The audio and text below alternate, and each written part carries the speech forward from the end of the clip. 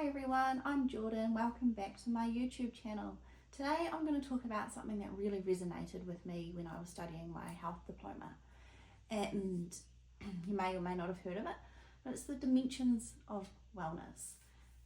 There are many different models all around the world and quite a few kind of New Zealand specific ones. One in particular by Sir Mason Drury, called Te Whare Tapa Whā, which has got the foundations, the walls, and then the little roof of the whare. And it's all about creating balance within and also externally.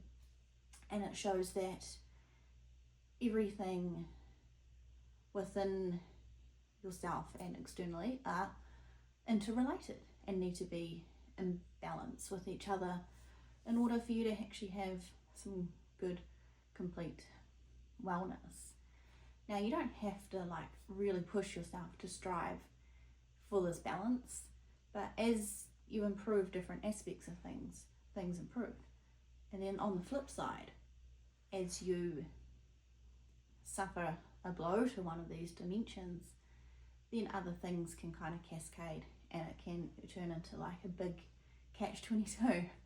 So I have taken the model and other models and kind of just made my own pretty version that's in my ebook, covering all of these things. And yeah, so there's a few different dimensions that I will be touching upon today. There's spiritual, mental, cultural, environmental, financial, social, emotional, and spiritual. And there's more, but let's not get too overwhelming. So if we start at physical health, it's probably one of the easiest ones. When you're feeling good, you tend to get out more, be more active, which then flows into your mental health. Because if you're happy and you're active, your mental health improves. But if we flip that and say you're really sad or you feel crap about yourself, then you might end up hibernating and not wanting to go out into the world, which then impacts your mental health and your physical health even more. And it all flows. And so, if let's move over to the social side. If you're not out and about talking to people in some way or having some kind of connection and you're really isolated, that flows back through and impacts your other things, your physical health, your mental health. It's all just this one big jigsaw, kind of like those cool 3D jigsaws you can get, all those pieces. And it's really important to have that kind of self-love as well, which flows onto other people. Once you have that love for yourself, the other people feel it too, and they'll be kind of attracted to that. But yeah, so we've got more things. There's the environment.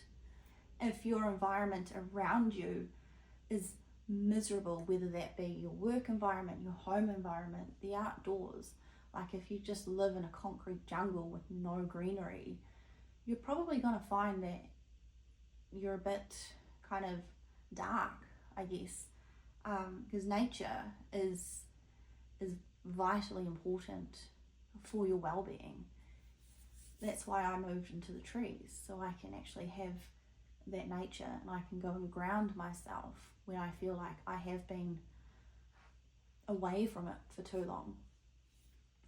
But your home environment is also, and your work environment, both really can impact your different dimensions. So if you're in a job you hate and you're just grinding it out every day, you're going to find that your spark is kind of gone. You're not living to your full potential, you're not happy, you probably come home grumpy and snappy, and you don't want to do anything apart from just hibernate, just park in front of the TV, because that again is affecting your physical health, your mental health. And a lot of people, they go to the gym to try and combat that, but it's just not quite the same as getting outside. And same with your home life. If your home life sucks, if you're living with people you don't like, or your relationships around you suck, then that's going to impact your environmental health and your physical health, your mental health, your social health, and emotional health. See how all these things start to intertwine. And so it's really, really good to just take things slowly, one step at a time. Work on maybe going for a walk out to a park, or even just out on the street, as long as there's trees, and just take it slow. Listen to the birds. What can you hear? Are there any cool native birds around you? Are there other cool animals floating around? Like this morning, I was being a bit sad this week.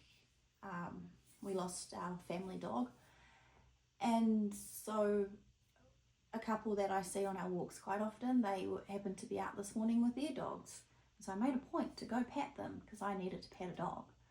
And instantly, mood lifted. Sometimes just little things can help throw the balance back to how it should be. And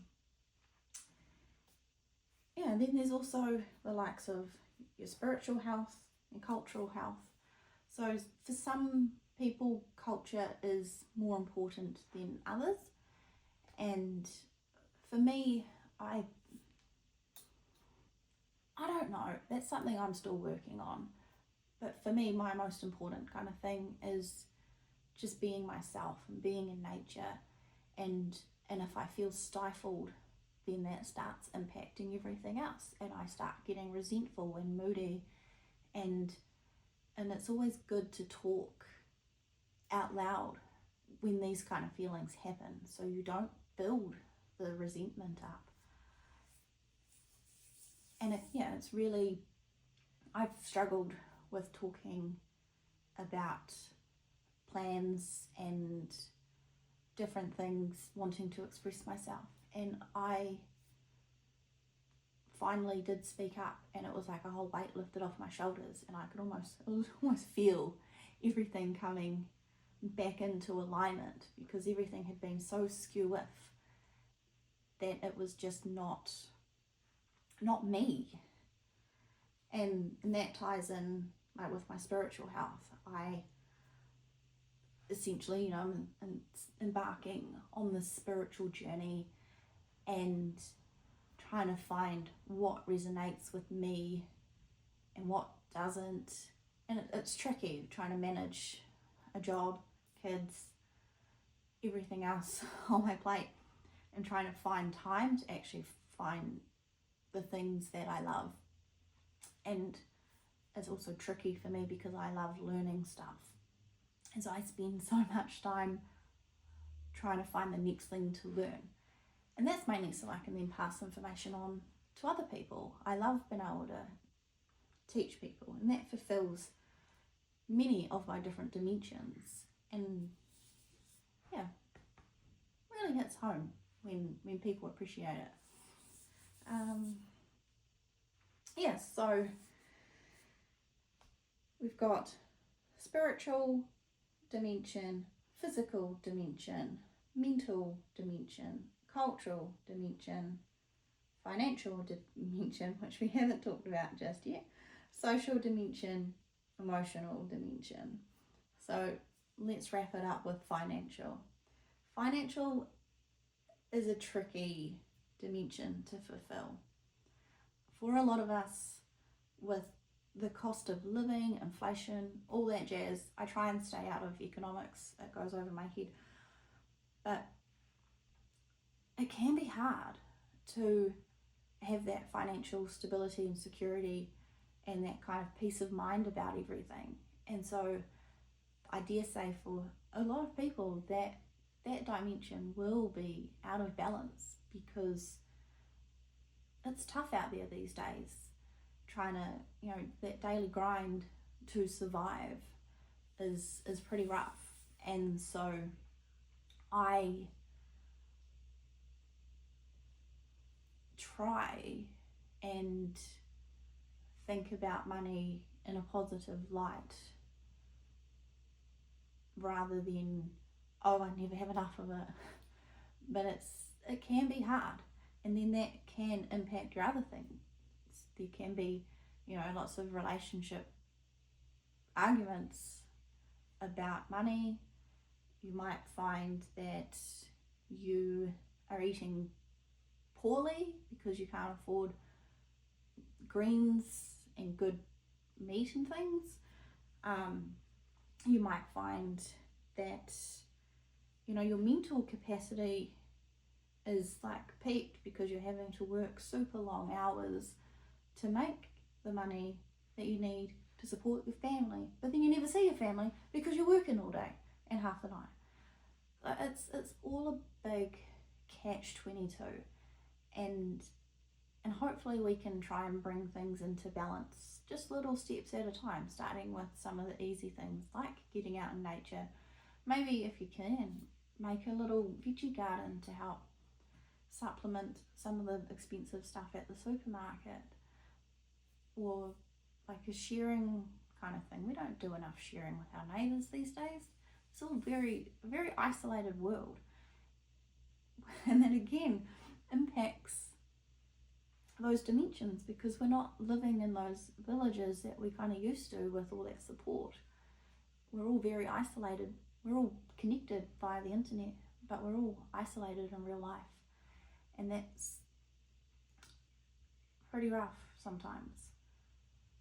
And trying to get that connection that can help with many different aspects of life, it can be tricky. So I implore you to try and pick one dimension to work on.